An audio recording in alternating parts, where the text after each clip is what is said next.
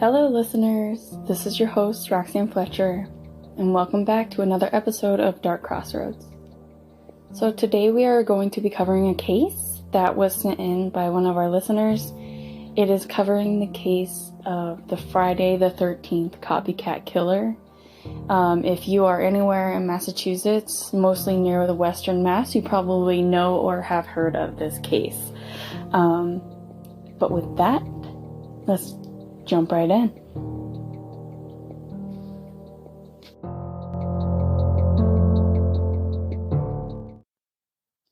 Almost everyone in the Western world takes notice when the 13th of the month falls on a Friday.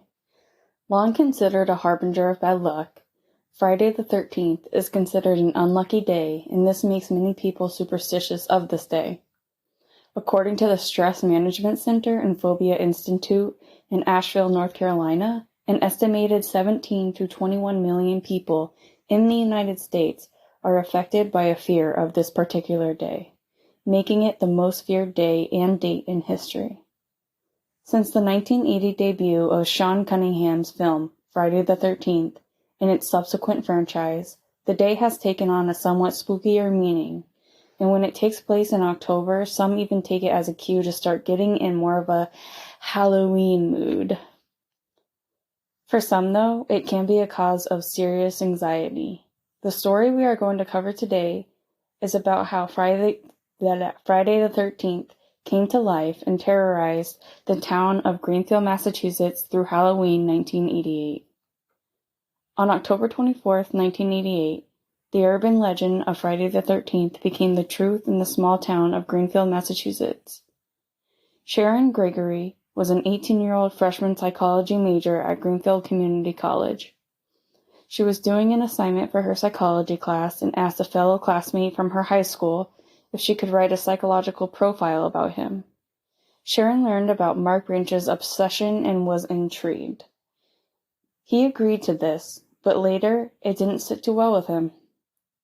Greenfield Police Chief at the time, David McCarthy, later said, Sharon Gregory had in her possession a psychological profile of Mark Branch, and that profile was wanted badly by Mark. He didn't like her having it, and he wanted it. Curiously, police were later unable to confirm that this was done as part of her coursework. Just how well acquainted the two were is also unclear, but what is known is that Mark knew that Sharon had written up a psychological profile about him, and he wanted it bad. Unfortunately, this decision would lead to her murder. Sharon was the third woman murdered in the town of Greenfield in the past 2 years.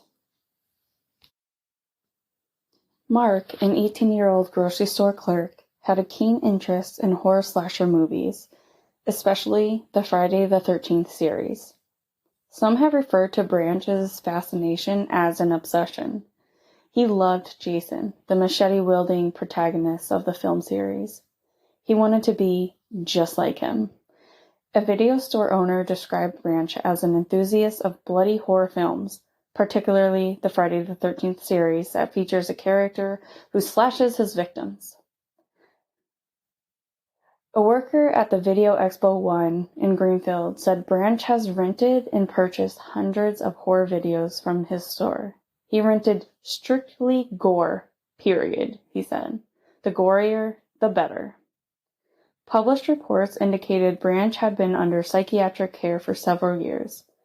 One report said that he had sought treatment at a Boston psychiatric hospital after leaving the New Salem Academy, a private school, 6 weeks into the school year in 1984. Branch became an urban legend in the city of Greenfield. Everyone knew who he was. One local story involves Branch modeling himself after the villain of 1974's Black Christmas. Branch supposedly kept files about the girls in his high school and used these while making obscene phone calls to them in the evenings. Branch also allegedly wrote notes to the girls where he explained in gruesome detail how he would kill them. He was essentially searching for his next victim. Mark donned Jason's trademark hockey mask and his big black boots, and he headed to Sharon's house. No one knows exactly what happened that night when Branch entered Sharon's house, but hours later, Sharon's mutilated body was found in her home by her identical twin sister Cheryl in the bathroom. She had been stabbed repeatedly in the back, abdomen, face, and head, according to police reports.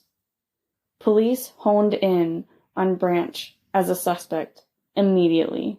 The police were suspicious of Mark Branch as soon as they uncovered Sharon's body, and they immediately launched a full-scale manhunt.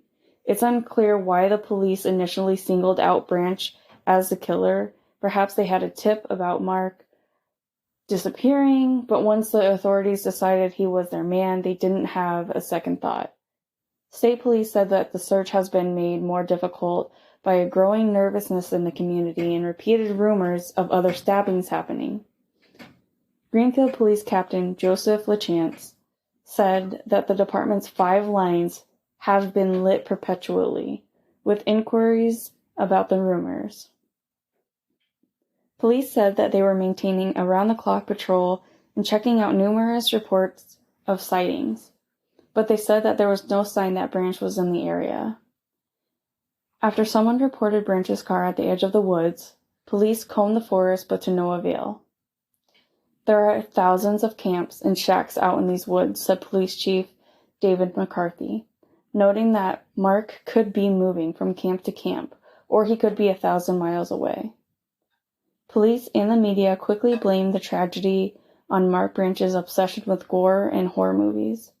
When police searched Branch's apartment, they found a veritable monument to horror. They reportedly recovered 75 slasher films, 64 killer-related books, 3 knives, a machete, and 3 ghoulie masks, kind of like from the Friday the 13th movies. As Halloween approached and more sensational media coverage came out about Branch's obsession with the Friday the 13th, area residents became increasingly frightened. October 24th was a Monday, which meant Halloween celebrations were happening throughout the weekend and likely into the next week. The police didn't only have to deal with the usual pranksters causing trouble, now they had a killer on their hands. Police worked tirelessly, trying to calm the people of the town while also searching for a murder suspect. The police effectively shut down Halloween in Greenfield. They moved trick-or-treating to the middle of the day and canceled the Halloween parade. The local theater changed its plans to premiere Halloween: The Return of Michael Myers, though how exactly that helped is somewhat unclear. Perhaps they feared that Mark would show up to attend the film. After all, Jason is to a large extent just a ripoff of Michael Myers. The community college canceled a Halloween dance because of Sharon's death.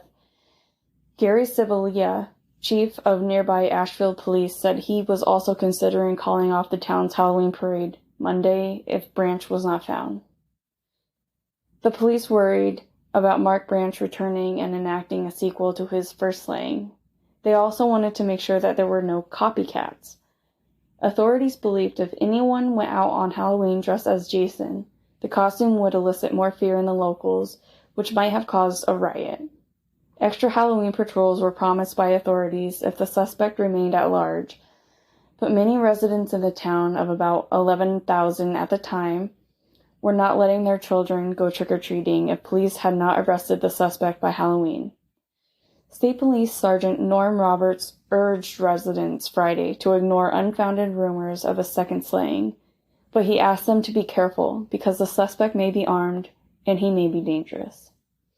It has thrown panic into a lot of people, he said of the rumors. Everyone seemed convinced that Mark would show up around Halloween for some kind of climactic slaughter, demonstrating that perhaps he was not the only one who'd seen one too many slasher movies. In fact, Halloween passed without incident, despite the involvement of reputed psychic John Monty. Using dogs and helicopters, police searched for Branch for the third day Friday in the woods in the nearby town of Buckland. Suspicion of his guilt became a growing certainty when they found his blood-stained car abandoned near the woods in nearby Buckland the day after the murder, and authorities issued a warrant for Branch's arrest that Tuesday. The dense woods in the western Massachusetts town had been the site of several subsequent manhunts for the suspect. While Mark did own a substantial slasher flick collection, it's impossible to determine why he chose to kill on that October night. Locals reacted similarly to how their counterparts would in a horror film. There was no discussion about a deeper motive behind the young woman's slaying. Instead, the public picked a scapegoat, and they never looked back. Mark Branch was wanted in connection with the slaying of Sharon Gregory. Agencies and private businesses hired a team of psychologists to hold post-traumatic stress counseling sessions in Greenfield at Greenfield High School with residents and members of the Gregory and Branch families. This came from Vice Principal Ann McKenna. Everyone still, including myself, is quite upset. A lot of people knew Sharon. She only just graduated last June. At the time of her murder, she was 19 years of age.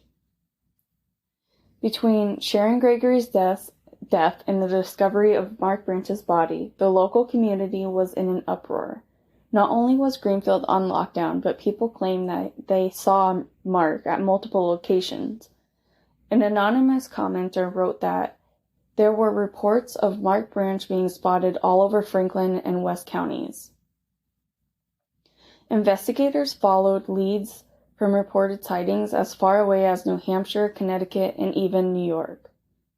Moreover, an article in the Boston Globe noted how local police set up a command post and used police dogs to search for Mark in nearby Buckland, Mass. after a resident's sighting of a man resembling the suspect, Mark Branch.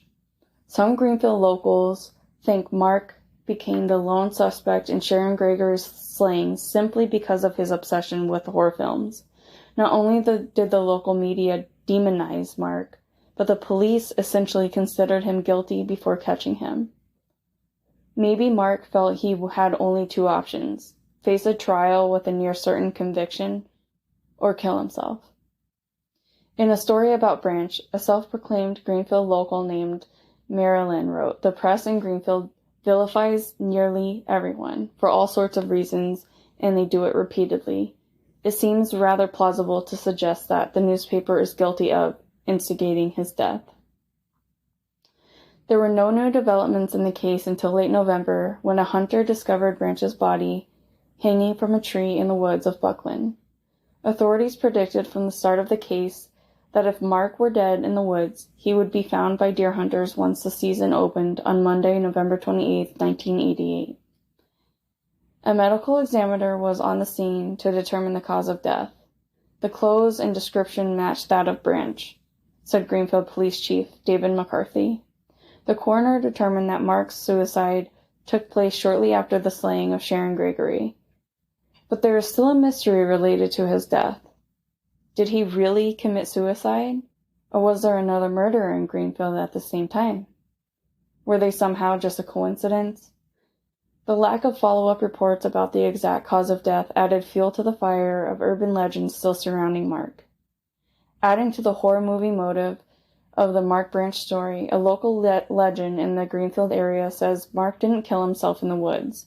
Instead, a local mob of vigilantes, akin to the townsfolk of Frankenstein or the citizens of Springwood in A Nightmare on Elm Street, found Mark and enacted their own justice before the police could locate him.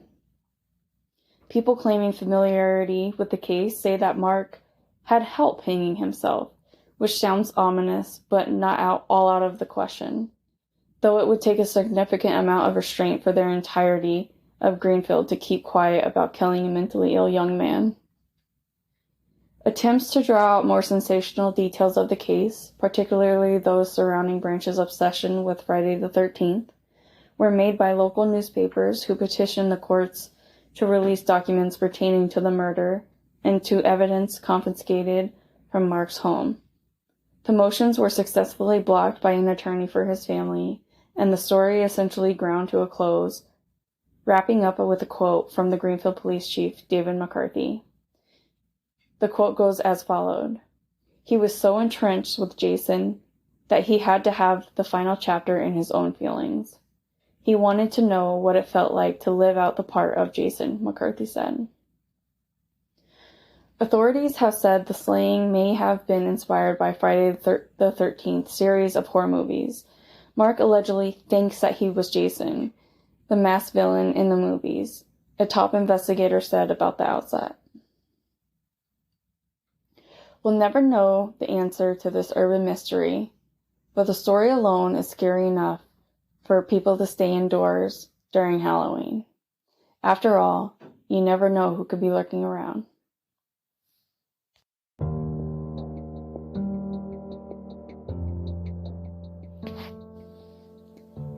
Thank you for listening again, and if you want to hang out some more, check us out on social media. You can find us on Facebook, Instagram, Twitter, TikTok, Pinterest, and YouTube.